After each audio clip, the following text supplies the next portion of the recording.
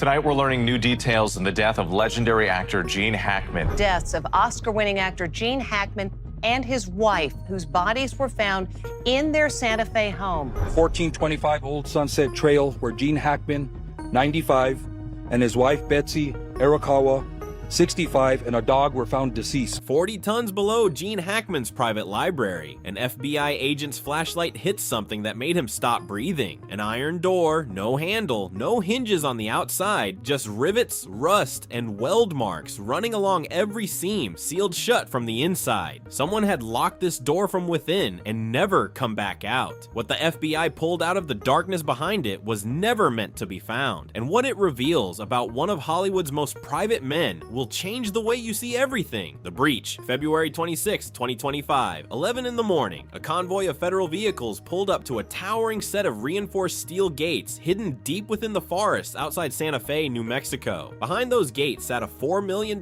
compound, the private estate of legendary Oscar-winning actor Gene Hackman and his wife Betsy Arakawa. Nobody had seen or heard from the couple in days. No phone calls answered, no staff arriving for work. Complete silence from a property that under normal circumstances operated like a small military installation. It was a handyman, not family, not a friend, not law enforcement who finally raised the alarm. He told deputies he believed the couple had died inside. The gates had to be forced. The locks had to be cut. That alone told agents something was off. This wasn't a property where someone accidentally left the door open. Everything about the compound was designed to stay sealed unless someone inside chose to open it. When officers entered the property, they expected something tragic but routine. An elderly couple isolated in their final days, passing quietly. What they walked into was anything but routine. The bodies of Gene Hackman and Betsy Arakawa were found inside the mansion alongside their dog. Authorities would later confirm that Betsy had died roughly a week before Gene. Her cause of death, a severe viral infection, his heart failure with contributing factors. Natural causes officially case closed on paper, but the scene didn't match the paperwork, not even close. Here's the thing, the Santa Fe Sheriff's Department told the public from day one that there were no signs of foul play. Standard language meant to put the story to bed, but in the very same statement, they admitted the scene was suspicious enough to require a full forensic search of the entire property. Pause on that for a second. No foul play, but suspicious enough to bring in federal teams with thermal imaging equipment and forensic specialists. Those two statements don't live in the same world, and that contradiction is exactly where this story splits wide open. And there's more. The timeline itself raises questions nobody has been able to answer.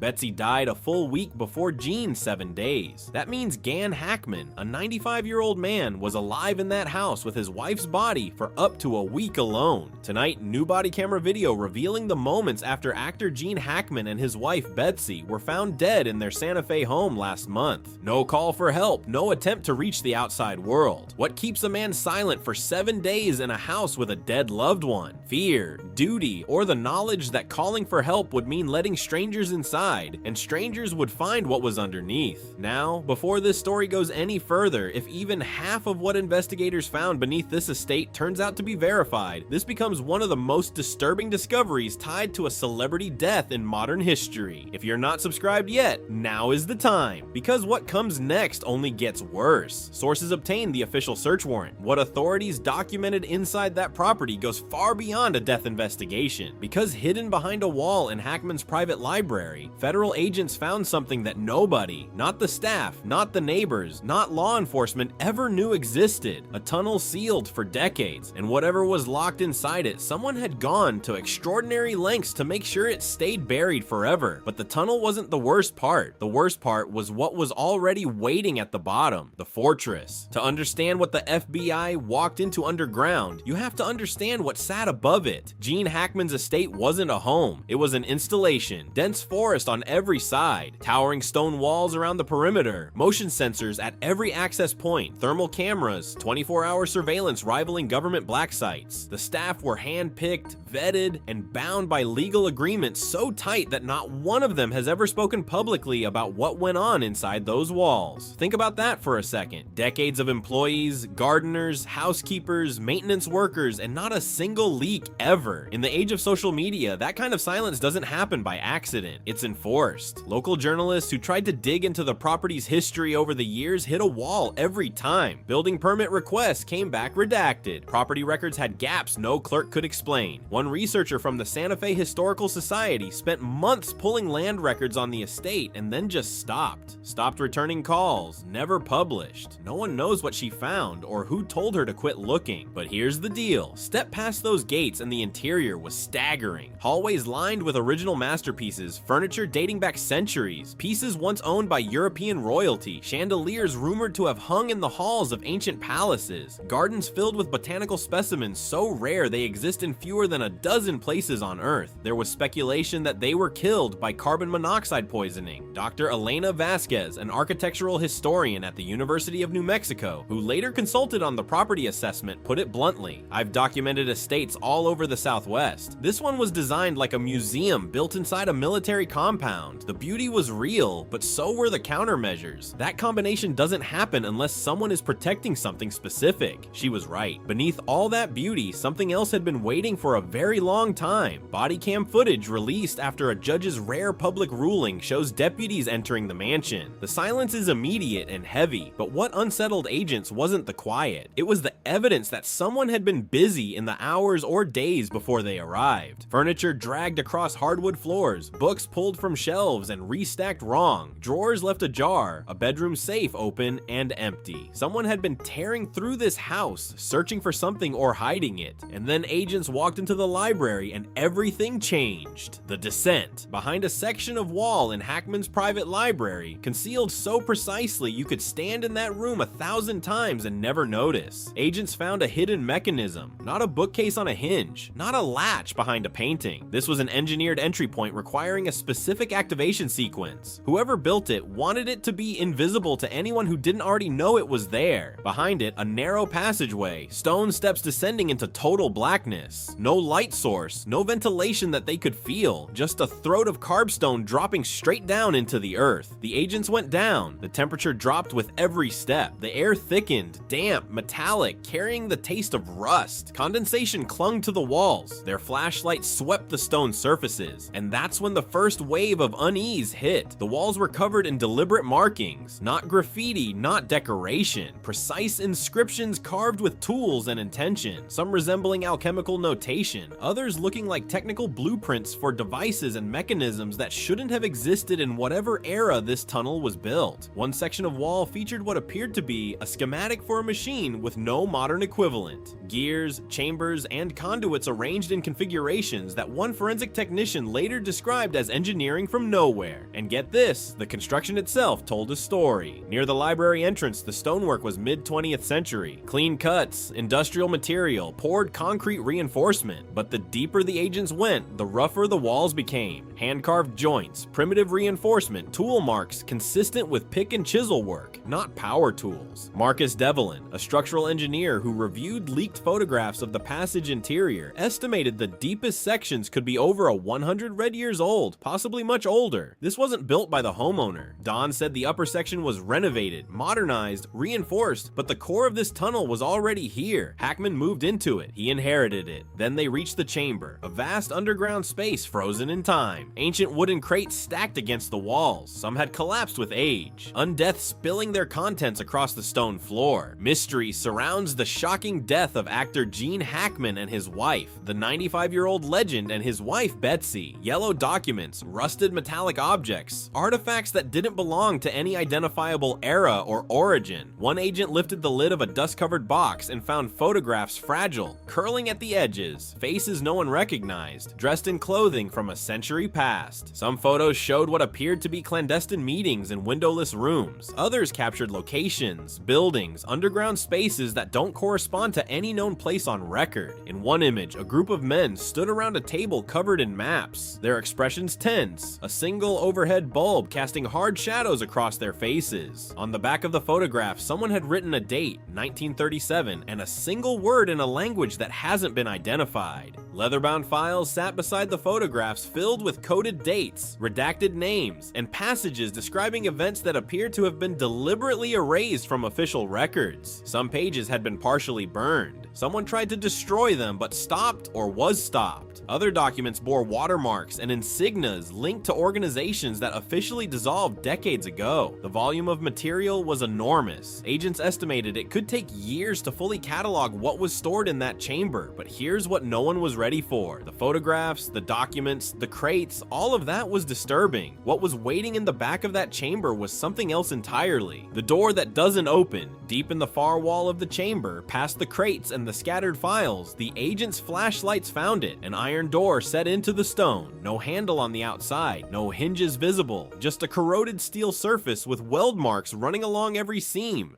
Someone had sealed this door from the inside and made sure it stayed sealed. The lock wasn't designed to keep people out. It was designed to keep something in. The FBI has said nothing publicly about what lies beyond that door. Nothing. No official comment, no leak, no background briefing. In an era where classified documents end up on Discord servers and surveillance footage hits social media within hours, that level of containment doesn't happen by accident. It requires active suppression. And that tells you something about what they're sitting on. Now here's where it gets real. The floor of the chamber wasn't just dusty stone. It was marked with circular patterns, intricate, deliberate designs that from above resemble celestial maps. Star charts carved into the ground by someone who knew exactly what they were doing. Not random, not decorative. These patterns corresponded to specific astronomical alignments, constellations, planetary positions, orbital paths laid out with a precision that would require advanced mathematical knowledge. Whoever carved them wasn't guessing. They were mapping something or marking something for someone who would come later and know how to read it. The tools recovered from the crates were equally wrong. Engravings that match no known manufacturer or time period.